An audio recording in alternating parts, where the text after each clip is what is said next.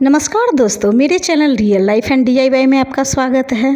आज की वीडियो में मैं बताऊंगी कि करवा चौथ की पूजा सरल तरीके से कैसे करनी, ये मैं आपको करके दिखा रही हूँ। सबसे पहले ये बता दूं कि इस साल 2025 में करवा चौथ का व्रत 10 दिसंबर दिन शुक्रवार को रखा जाएगा। पूजा का शुभ मुहूर्त 5:57 से 7:11 तक होगा। चंद्रोदय का समय रात 8:13 पर होगा। अलग अलग जगहों पर चंद्रोदय का समय थोड़ा आगे पीछे हो सकता है, अपना देख लीजिएगा। नए व्रत करने वाले ये व्रत उठा सकते हैं, क्योंकि इस साल खड़मास मलमास कुछ भी नहीं है, इसलिए आप व्रत उठा सकते हैं। अगर आप मिट्टी का कड़वा ले रही हैं तो हर साल नए खरीदने चाहिए। अगर पीतल के हैं तो आप उसे धोकर फिर से यूज कर सकते हैं। चंद्र दर्शन के लिए जो छलनी आपने खरीदा उसे भी पूजा में जरूर रखें। आप पूजा करने से पहले 16 श्रृंगार कर लें। सारे श्रृंगार अच्छी तरह से कर ले। अपने शादी के सिंघोड़े से सिंदूर कर ले, साथ में शादी वाली चुनरी भी ओढ़ ले। करवा चौथ के एक दिन पहले यानी नहाए खाए के दिन आप मेहंदी भी हाथों में लगा ले। दाहिने हाथ में सोने की अंगूठी जरूर पहने। अगर सोने की अंगूठी ना हो तो कुश की समिधा बनाकर ही पहन ले। पूजा के लिए सबसे पहले चौक पुरकर एक चौकी लगा ले। चौकी पर लाल या पीले रंग के आसन बिछाएं। सभी पूजा में चावल का महत्व होता है, लेकिन करवा चौथ की पूजा में गेहूं का महत्व होता है, इसलिए गेहूं का आसन देकर करवा माता की फोटो की स्थापना करें। गेहूं से अष्टदल कमल बनाकर या फिर सिर्फ इसी तरह गेहूं के ढेर बनाकर उस पर कड़वा रख सकते हैं।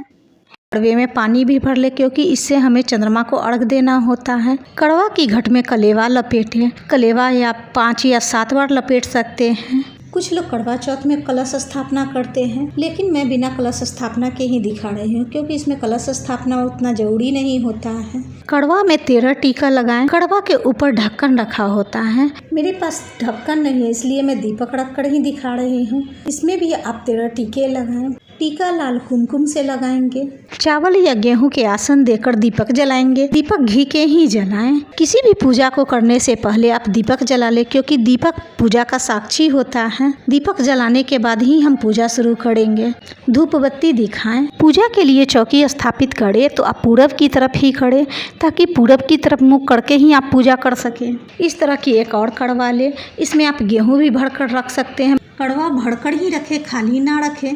मैं यहाँ ड्राई फ्रूट भर रही हूँ, आप चाहे तो मिठाइयाँ भी भर सकते हैं, या फिर कोई पकवान बनाए हैं तो वो भी आप भर सकते हैं। इस तरह से भरकर ही रखें।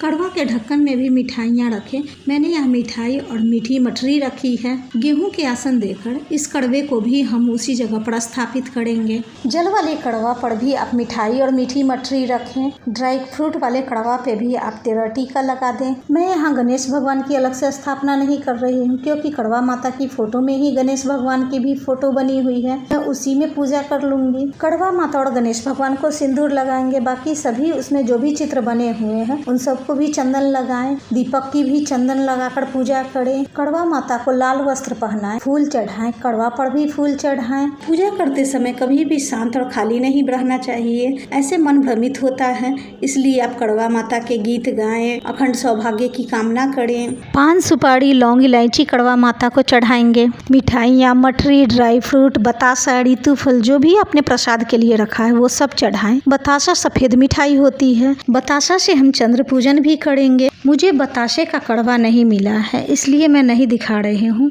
एक बतासे का कड़वा माता पार्वती के लिए यानी कड़वा माता के लिए रखा जाता है। कड़वा माता को 16 श्रृंगार का सामान चढ़ाएं। सास के लिए भी जो बायना निकाला है वो भी आप रख सकते हैं पूजा के जगह पर। मैं यहाँ रखकर नहीं दिखा रही हूँ, सिर्फ श्रृंगार का सामान माता को चढ़ाने वाला दिखा रही हूँ। कड़वा चौथ व्रत की पुस्तक भी रखें, इनकी भी पूजा करें। हाथ में 13 गेहूं के दाने लेकर करवा चौथ व्रत की कथा पढ़ेंगे, या फिर अगर आप पंडित को बुलाए हुए तो उनसे सुन ले। करवा चौथ की 4 कहानियां हैं, आप एक भी कहानी पढ़ लेंगे तो भी होगा, नहीं तो आप चारों भी पढ़ सकते हैं। मैं यहाँ कथा सुने हुए गेहूं के दाने, कथा सुनने के लिए जो गेहूं के दाने हाथ में लिए थे उसे अपने आंचल के कोने में बांध ले। जब रात में चंद्रदेव को अर्घ दे तो जल वाले कड़वे में कथा सुनी हुई गेहूं के दाने डालकर चंद्रदेव को अर्घ दे, या फिर चंद्र पूजन की थाली में गेहूं के दाने रख ले। कथा के बाद हम आरती करेंगे।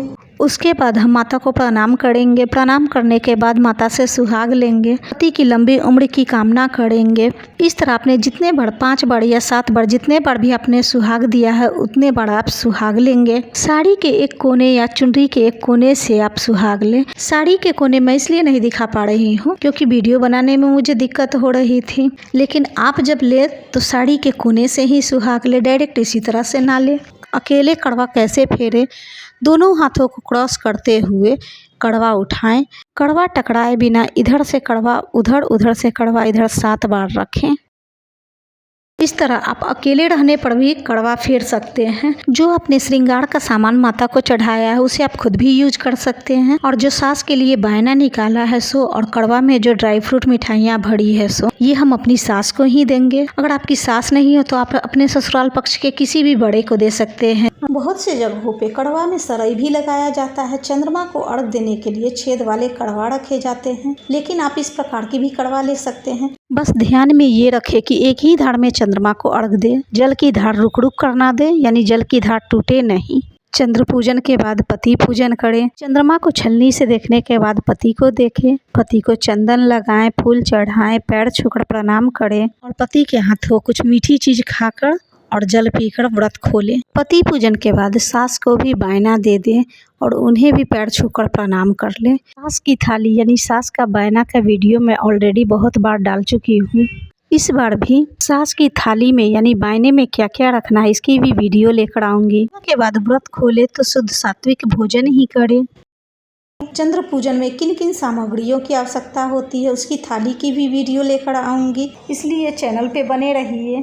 लाइक शेयर सब्सक्राइब करें। मिलती हैं अगली वीडियो में।